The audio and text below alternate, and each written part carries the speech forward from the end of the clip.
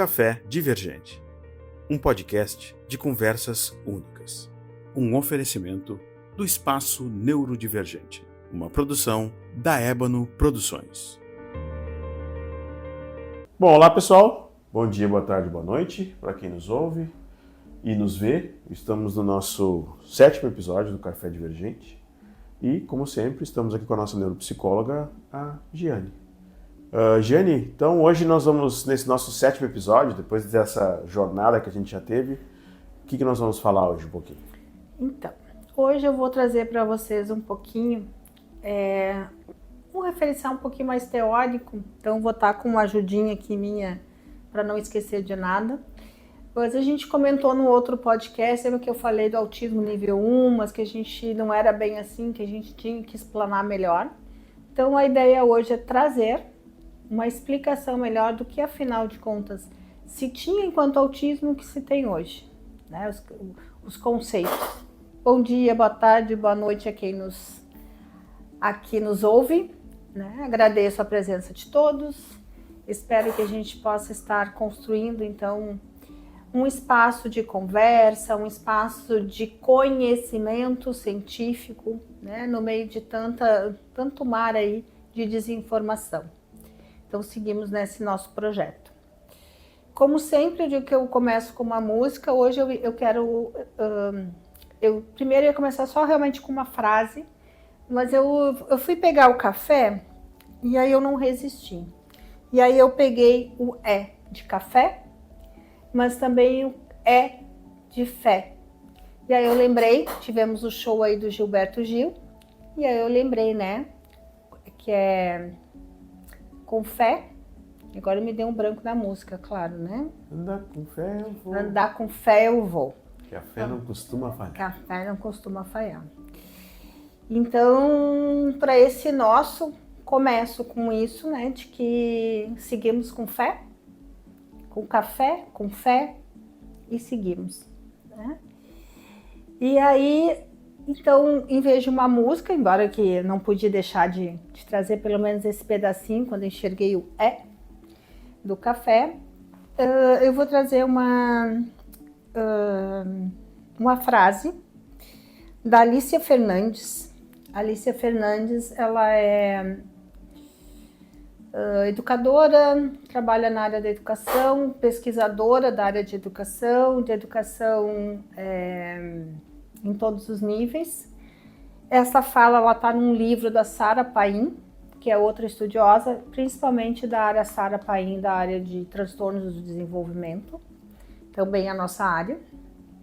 E a frase diz o seguinte: uma tarefa primordial no diagnóstico é resgatar o amor.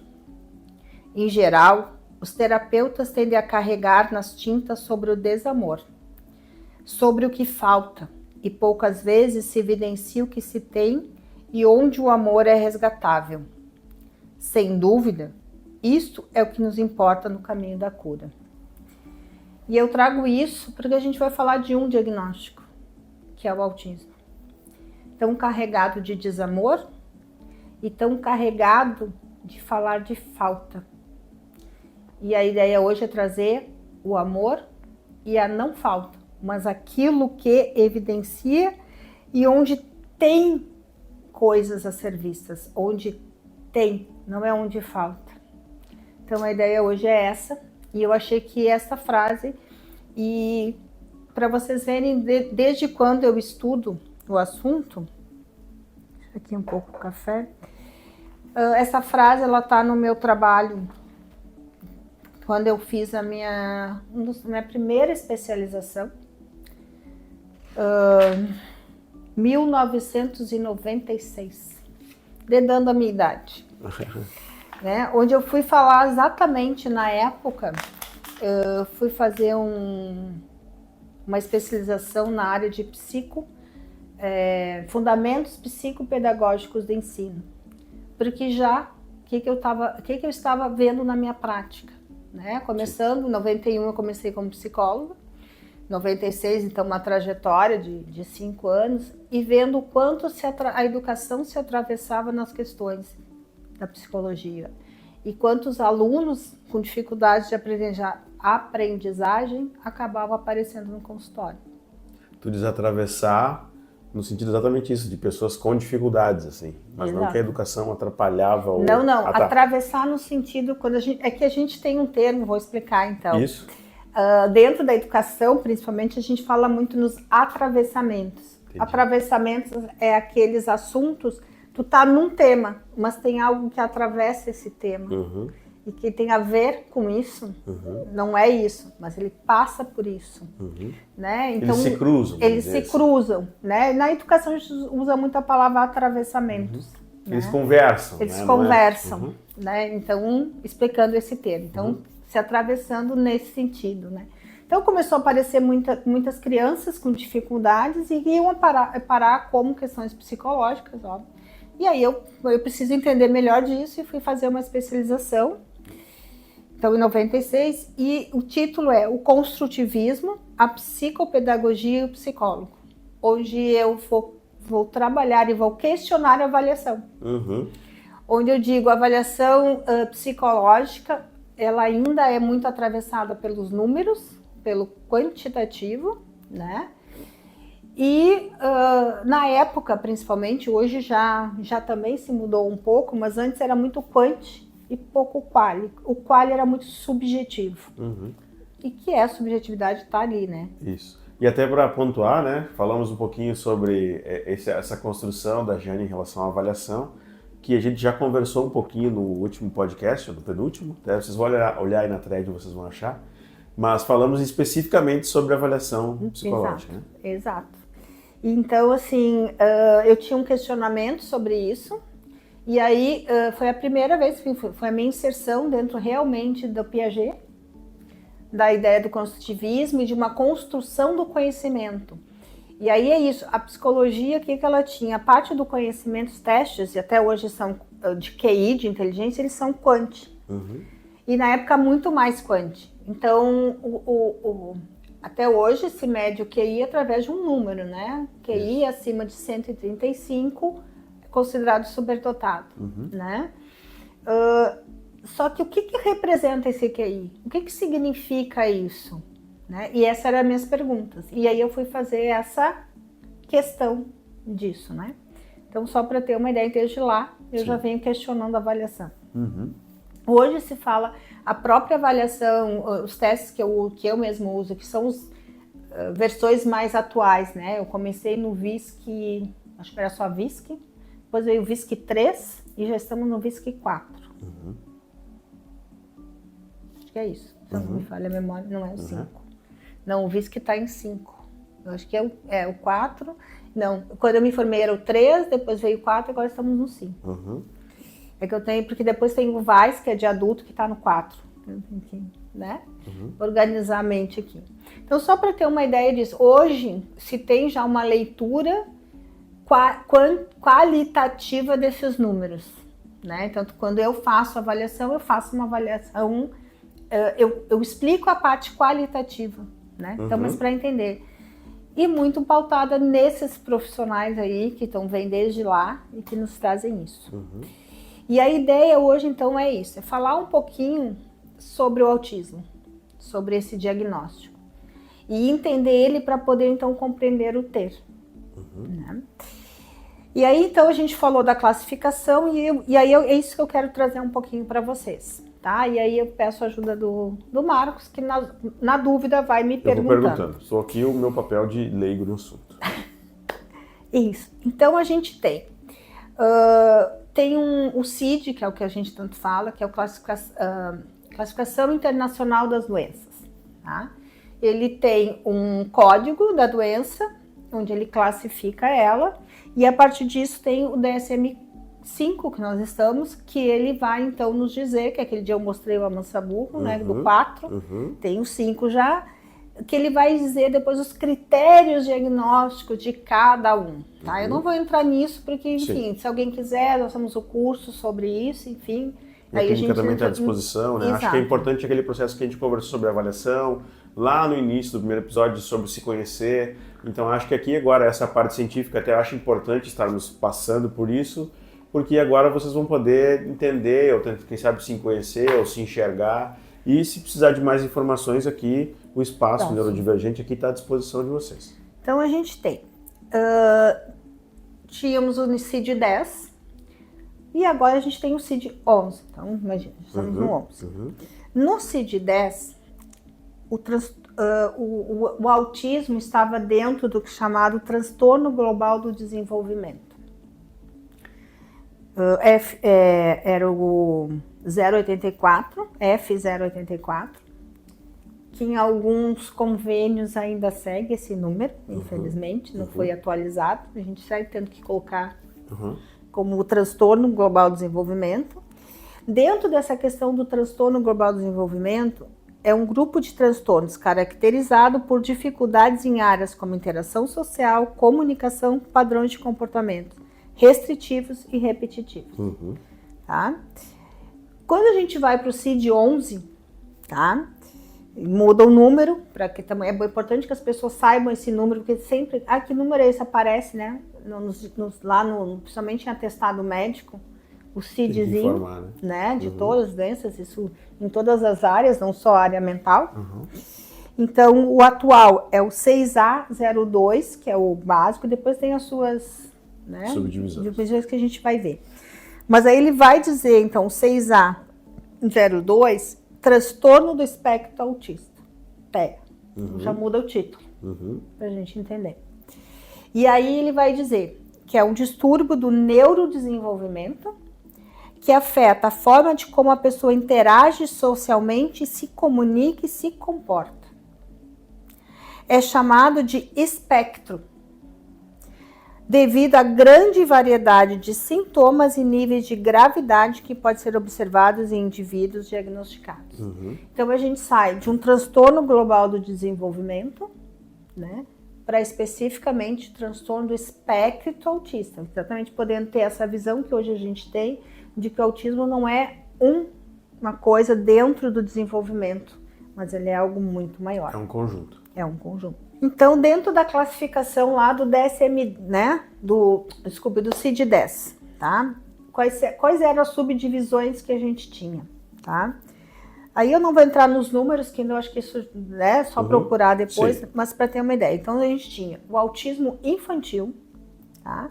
Então, dificuldades significativas em comunicação, sociabilização e comportamento. O autismo que eles chamavam atípicos, que atendem a todos os critérios de autismo infantil, frequentemente diagnosticado em crianças mais velhas, tá? Na época a primeira vez que eu trabalhei com autismo, ainda na faculdade, tinha uma grande confusão entre, inclusive, a questão do diagnóstico do autismo infantil e da esquizofrenia infantil. Elas eram muito sutis a diferença e muito confundidas. Muito próximas, assim, muito próximas, de identificação. Né? Hoje já é possível dividir bem isso. Hoje é bem possível, né? E aí vinha uma outra que a gente conhece bastante, ouve muito falar, que é a síndrome de Rett. Tá? Ela estava dentro dessa questão do transtorno muito confundida e dentro do global do desenvolvimento, né? E muito confundida com autismo, tá? Então, hoje, a síndrome de Rett, ela não é mais considerada dentro do autismo, tá? É uma condição neurológica rara, que afeta principalmente meninas, tá? E caracterizada por um desenvolvimento inicial normal e depois seguido de uma regressão, normalmente a partir lá dos 2, 3 anos, até lá ela desenvolve normal, ninguém, né? E aí ela tem uma regressão drástica. Sim. Tá? E aí no desenvolvimento e na perda de habilidades motoras e de comunicação. E por causa dessa perda das habilidades, e como o autismo, ele normalmente era diagnosticado tardiamente já, né? Hoje a gente fala em tardio adulto. Na época era tardia no sentido de bebês nesse muito raro pensar em autismo, né? Então, a síndrome de Rett, ela, por causa dessa regressão, dessa dificuldade, né, de habilidades motoras, de comunicação, ela era considerada que, então, dentro e era dentro do atraso do desenvolvimento global. Ela não estava errada nesse lugar. Sim. Só que ela era confundida com autismo, tá? Como algo que, enfim, enfim, não era espectro ainda, mas dentro do autismo. É como se isso tudo fosse, naquela época, como a gente não conseguia identificar ou pormenorizar cada vez mais o diagnóstico, muita coisa se englobava num único conceito e, na verdade, não fazia parte. Exatamente isso. Aí tinha, dentro dessa ideia de desenvolvimento, atraso no desenvolvimento global, né, enfim, entrava outros transtornos, todos os transtornos degenerativos da infância, então, que levavam a um atraso. Um transtorno com hipercinesia associado a retardo mental e a movimentos estereotipados, então também confundido com as questões do autismo. A síndrome de Asperger, então, que a gente ouve até hoje, algumas pessoas, não, fulano tem síndrome de Asperger, né? Por quê? Porque tem limitações sociais com desenvolvimento cognitivo e de linguagem preservada, tá? Então, tem as limitações sociais, mas tem uma cognição boa e uma boa linguagem. Então, era Asperger, tá?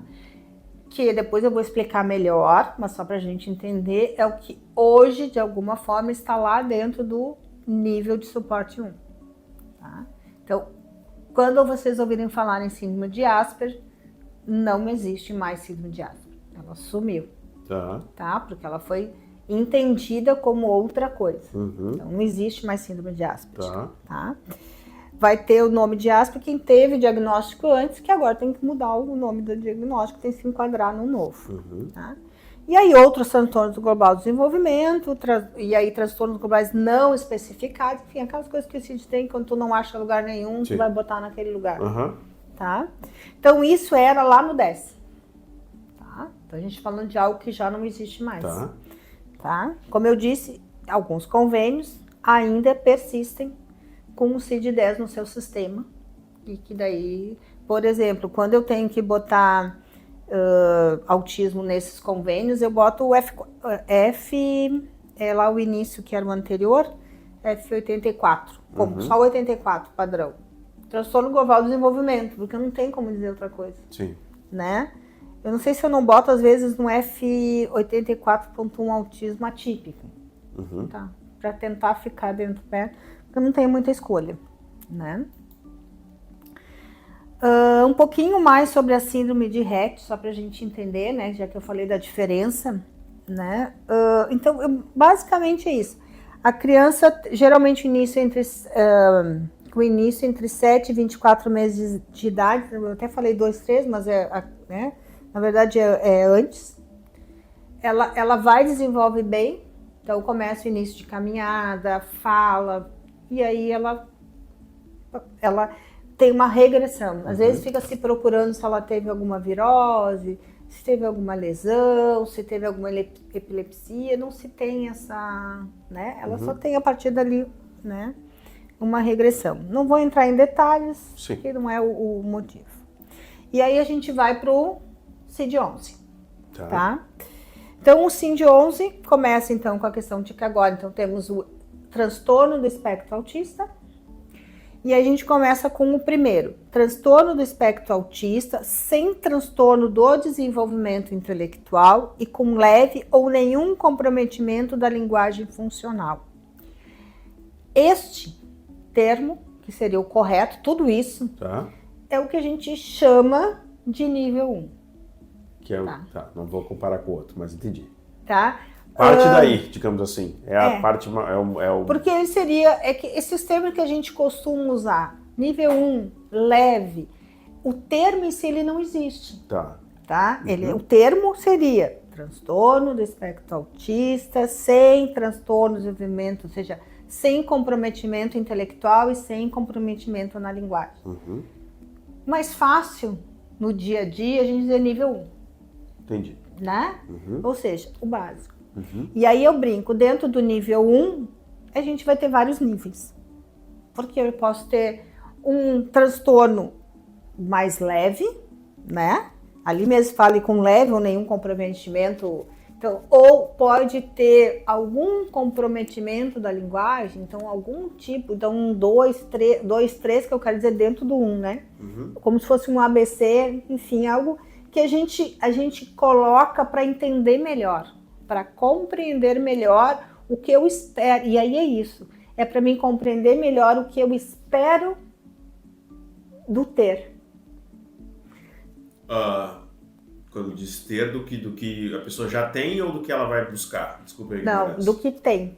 Lembra que eu falei ali da falta, de que o diagnóstico fica na falta? Tá, entendi. Eu vou usar sempre esse termo, a falta ou tenho. Tá, beleza. Tá, pra gente entender. Entendi. Não sei qual seria o outro termo. Que é um exemplo falta. que tu disseste, né? Ele tem dificuldade social, mas ele tem cognição, um exemplo, né? Do que a gente tinha dito antes. Exatamente. Tá bom, entendi. Então, dentro dessa ideia de eu enxergar o que ele tem, claro que eu também vou enxergar a falta, né? Então eu vou entender o que falta, o que tem. A partir daí, eu pensar em como ajudar. Né? Então, esse é o primeiro. Depois a gente vem com transtorno do espectro autista, com transtorno do desenvolvimento intelectual e com leve ou nenhum comprometimento da linguagem. Ou seja, tem algum tipo de deficiência intelectual leve, né? Mas ainda não está comprometido a linguagem, ele conversa, ele fala, não tem problema nenhum com isso, tá? As explicações também de cada um, é mais ou menos isso que eu estou explicando, eu conheço depois no curso eu Isso, acho que é até bom a gente ir pontuando assim, porque é pra gente ficar mais fácil, né? A gente não estender talvez muito essa ideia do pormenor, porque isso a gente vai ter à disposição daí pro curso. No curso, para quem se interessar. Depois a gente vê, então, identifica o TEA sem transtorno no desenvolvimento intelectual, mas com prejuízo acentuado na linguagem ou na comunicação funcional em relação ao esperado para a idade. Então, por exemplo, um adulto que não tem prejuízo intelectual nenhum, mas ele tem dificuldade na fala. Uma dificuldade mais severa, fala pouco, tem pouca comunicação, tá? Então, outro nível, tá? Por isso que é difícil quando tu diz, a gente acaba dizendo, nível 1, 2 e 3 de suporte. Nem suporte mais se usa, para ver como nem suporte, em termos de CID, não se usa mais suporte, né? Então, se diz em termos de desenvolvimento, né? Desenvolvimento, o que tem. O que tem, né? Depois a gente vê, então, a identificação do TEA com transtorno do desenvolvimento intelectual. Então, tem transtorno no desenvolvimento e prejuízo acentuado na linguagem ou comunicação funcional em relação ao esperado para a idade. Então, aqui nós já tem um problema intelectual, tem um problema na linguagem. Nesse sentido que a gente vai vendo a gravidade em que o espectro vai, né, expandindo, enfim, e restringindo a pessoa de alguma forma, tá? Depois identifica o TEA sem transtorno do desenvolvimento intelectual e ausência de linguagem e comunicação funcional. Na verdade, esse eu até botei agora, viu? Eu botei. Esse saiu, nem tá mais no CID. Ele foi colocado e saiu, tá? Então, depois desse que a gente tem problema intelectual e problema de linguagem e comunicação, a gente vai para o transtorno do desenvolvimento intelectual.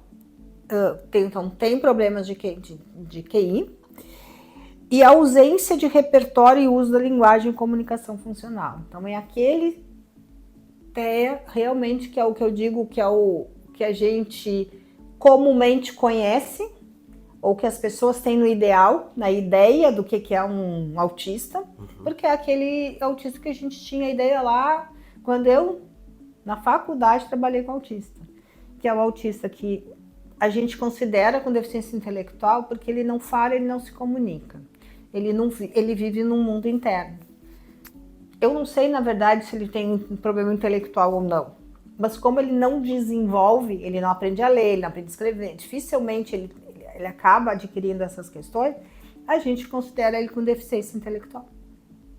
Né? Então, porque a gente precisa, de alguma forma, caracterizar. Sim. Então, ele acaba sendo considerado transtorno porque ele não se comunica com o mundo externo. Então, é aquele que não fala, aquele que está sempre no mundo interno, mais propício a crises, né? Que comumente corre para lá e para cá, mexe as mãos, se balança. Então, aquele quadro que a gente conhece enquanto mais tradicional. Cada vez mais também, tô falando, eu pensando aqui, a avaliação se torna importante e a avaliação própria se torna um desafio, né? Exato. Porque na situação, bom, ele não se comunica, ele não interage. Pode ser várias coisas, né? Mas para definir isso, a avaliação ela vai ser um desafio também muito grande. Exato. Então, a gente tem, hoje, a avaliação neuropsicológica, ela abrange, né, crianças, então de 0, tanto que a gente tem avaliações de 0 a 65 anos, né? Porque, enfim, não só avaliam autismo, mas déficit de atenção, também questões degenerativas, né? Como dizia lá no transtorno, que daí agora é outra coisa, o transtorno de desenvolvimento, de desenvolvimento, né? Ele cai em outra coisa, que daí não é o caso aqui, eu não trouxe. Então, assim, para a gente entender que, por exemplo, em bebês, a avaliação ela é muito mais numa conversa com os pais, do entendimento de sintomas, do que ela vai apresentar. Desculpe o coisa, mas é do café, e aí me dá então a gente vai muito mais ver isso, claro, a gente vai observar um pouco a criança também, o bebê que a mãe traz, mas é muito mais com a história clínica que a gente vai pesquisando do que os testes, na verdade os testes são muito em questionários que a gente vai perguntando para os pais, para entender o que a criança faz ou não faz, o que ela consegue, o que ela não consegue, para a gente entender esse composto, ele vai muito mais nisso. À medida que a criança vai, né, se desenvolvendo, vai crescendo, a gente tem alguns testes, por exemplo, para quem não fala, a gente tem testes de inteligência, testes não verbais, testes de atenção, enfim, alguns testes que são não verbais para que a criança possa, então, realizar sem precisar falar. Crianças maiores e que falam, que se comunicam, a gente não tem os que dá para conversar. E para ter uma ideia, essa semana eu fiz estava fazendo um teste com uma jovem adulta. E o teste, ele inclui as coisas, tem cores, né? Então, dentro do teste, ela tinha que enxergar a cor, só que ela tem daltonismo. Então, por exemplo, o azul e o verde, ela não conseguia distinguir. Nem assim, ó, tá, mas se eu disser pra ti que isso aqui é um verde, isso aqui é um azul, a partir de agora tu consegue entender que tudo que tu enxerga aqui vai ser verde, tudo que tu enxerga aqui é azul? Não. Cada vez que ela pegava o coisinha, ela me perguntava, que cor é esse? Aí eu dizia. Daí ela olhava para aquele que ela já sabia que eu já tinha dito que era azul. Daí sim, para comparar, né? Para poder me dizer. Então, esse cuidado que a gente também tem que ter, porque às vezes a gente esquece de fazer essas perguntas. E pode descobrir outras coisas, né? Agora me deu um estalo. Bom, tu vai trabalhar essa situação de buscar um transtorno do espectro autista, por exemplo. E aí, nesse meio do caminho, tu descobre que a pessoa tem daltonismo. Então, no caso, ela já sabe, né? E ela é verbal, ela... sim. Então, assim, é o que a gente chamaria de suporte 1, né? Que vai cair lá no transtorno do espectro autismo, sem transtorno do desenvolvimento intelectual, então sem problema intelectual. E no caso dela, é nenhum comprometimento de linguagem funcional. Então, não tem nem leve, ela não tem comprometimento. Então, ela está nesse, né? Nesse nível. E agora a gente está exatamente isso, avaliando para entender quais são os potenciais e, sim, as falhas, né? Falta e potencialidade. Eu acho que é melhor que ter potencialidades. Então, falta e potencialidades. E aí, para a gente poder pensar e aí pensar no que fazer a partir daí.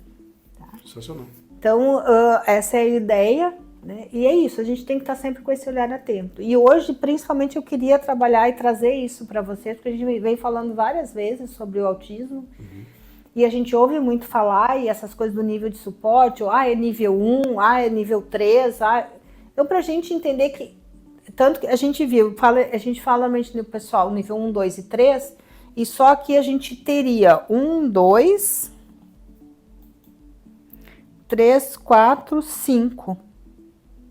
Só que a gente teria 5 níveis. E que, né? Então, pra gente entender que, por isso o espectro. Sensacional. E dentro disso tem as suas nuances, tá? Então, basicamente hoje eu queria trazer isso e eu queria que tu perguntasse algumas coisas sobre isso. O que eu posso... eu até queria dar um exemplo, né? Vou dar um exemplo meu, assim, que eu acho que essa construção ela é sensacional no seguinte sentido. Eu tenho um colega, né, que ele tem um transtorno do espectro autista, que ele dizia também que ele se identifica como síndrome de Asperger, que é o que a gente conversou. E para mim, assim, eu acho que nessa contribuição, talvez para a gente só construir mais um raciocínio ou para talvez tentar ajudar as pessoas, que eu passei por uma jornada de dificuldade de entendê-lo ou compreendê-lo, mas nesse percurso aqui desses 7 episódios eu consegui entender exatamente isso que tu disse. Ele tem capacidade intelectual, ele tem capacidade cognitiva, ele me ajuda de novo, mas a dificuldade dele ela é social, né? Então, o suporte, até vou pedir para te repetir essa ideia que a gente já conversou em alguns outros episódios, né? Sobre se eu uso nível, se eu não uso nível, se eu uso suporte, se eu não uso suporte, né? Tudo bem que a gente usou essas temáticas aqui, né? Mas o que se costuma utilizar, digamos, o correto, mas principalmente nesse sentido, né? De que esse percurso, essa jornada que eu estou fazendo aqui, me faz enxergar muito melhor e de forma muito mais compreensiva a condição desse transtorno do espectro autista, por exemplo, deste meu colega, e que eu acho que é importante para todos, né, de conseguir entender e avaliar e buscar entender para quem tem alguma dificuldade nesse sentido e precisar de uma avaliação, como isso funciona, assim, e como isso é importante, por mais simples que seja, como tu diz, é uma situação que ele tem dificuldade social, mas o resto ele tem. Eu já consigo entender como tratá-lo de forma melhor, não perfeita, porque a gente tem muita coisa para evoluir. Né? Mas eu queria que tu dissesse um pouquinho sobre isso, sobre esse processo de como a gente trata especificamente, o que seria o correto, né? E como é importante a gente ter esses detalhes, né? Esses cuidados, né? Da dificuldade de compreensão, da intelectual, do social, é isso? Eu digo que assim, ó, mais importante do que rotular. Nível 1, qual é o nível de suporte? Né? Mais importante que isso é entender quem está na nossa frente. Então, se eu sei que, bom, dentro desse espectro, o que eu preciso saber? Dentro desse espectro tem alguns que não têm problema intelectual nem de linguagem. Tem uns que não têm problema intelectual, mas tem problema de linguagem. E social vai ser sempre. Vão ter os que têm problema de intelectual e não tem problema de linguagem. Tem os que vão ter, né, problema intelectual sem linguagem, sem problema de linguagem. Os que vão ter problema intelectual e problema de linguagem. E nós vamos ter aquilo que seria talvez o quinto, né?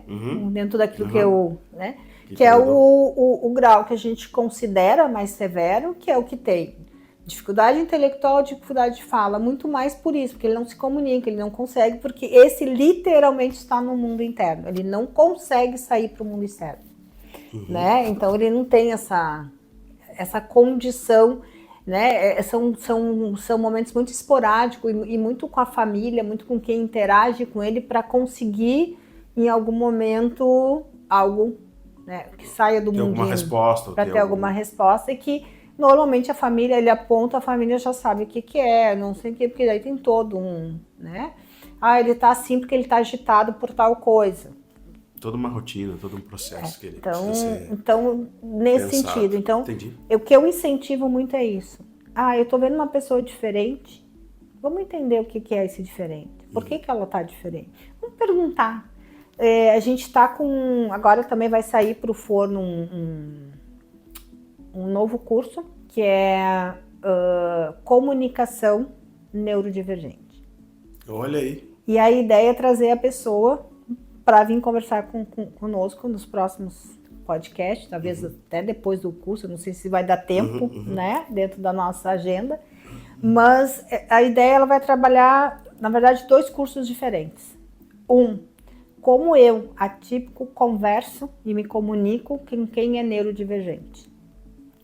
E como eu, neurodivergente, faço para me comunicar com o mundo e mostrar para o mundo como eu preciso que ele se comunique comigo. Então, das 2 vias, no sentido de Não de eu ter que me adaptar ao mundo enquanto neurodivergente, mas de eu também compreender esse mundo um pouco. Exato.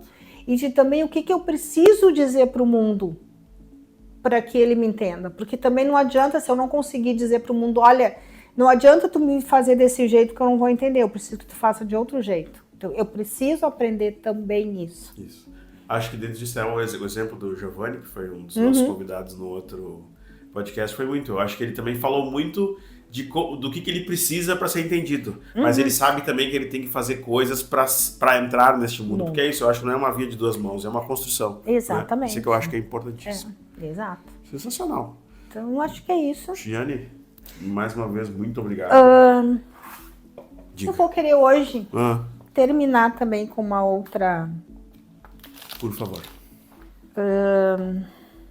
Acho que hoje cabe. Tá. E aí é assim, de novo daquele trabalhinho. Tu diz aí agora um texto? Também Por de favor. novo um textinho, e tá dizendo que é do mesmo trabalho. Do mesmo lá trabalho. De 1996. Tá. Talvez eu não devesse ter perguntado. Depois eu vou dizer da onde que é bom. Coisa. Venham, amigos. Não é tarde para procurar um mundo mais novo. Minha luta é navegar além do pôr do sol. E desculpe se eu me emocionar, porque eu sempre me emociono com essa fala. Embora não tenhamos a força que antigamente movia céu e terra, o que nós somos. Uma boa índole e corações heróicos. Enfraquecidos pelo tempo, mas fortes na vontade de lutar, procurar, achar e não ceder. O autor é Alfred Lord Tennyson, e esse texto ele está no filme chamado Sociedade dos Poetas Mortos. Quem não viu, aconselho a ver. Ele é um filme, tu vê que em 96 ele já estava lá, né? Isso. Já existia. Nosso saudoso Robert Milians fez filmes maravilhosos. A gente, semana passada, tu comentaste, inclusive, sobre o outro dele, do Tempo de Despertar. Enfim, ele tem vários filmes maravilhosos. E nesse filme ele traz essa questão, né? Da gente ser, e eu sempre me emociono com essa fala. Tem outros que eu tenho, nesse mesmo trabalho tem um outro pedaço em que ele traz, enfim, que vem... E eu acho que a ideia e eu trouxe e resolvi finalizar com ele, porque eu acho que a gente está falando do autismo, de um novo autismo, né? De uma nova forma de encarar o autismo. Então, de procurar um mundo mais novo. E todos nós temos que procurar. E se dar conta de que, e aí falando, não só autista, mas do lugar de um autista. O que nós somos. Todos nós somos quem somos. E quem é autista também é. Isso. E entender que quem é autista tem boa índole, coração heróico. Exatamente. Enfraquecido pelo tempo, porque muito ele é taxado, colocado para baixo, colocado num lugar que não lhe pertence, né? Mas eles são fortes na vontade de lutar, de procurar, achar e não ceder. E eu quero dirigir isso para você, autista, né? Busque, se ache no mundo e não ceda. Se coloque, porque vocês são o que são, como cada um de nós é o que é. Isso aí. Então, a minha mensagem hoje também, né, é para você, autista, né? Se coloque no mundo. Sensacional. Giane, muito obrigado. Café Divergente, um podcast de conversas únicas. Um oferecimento do Espaço Neurodivergente, uma produção da Ébano Produções.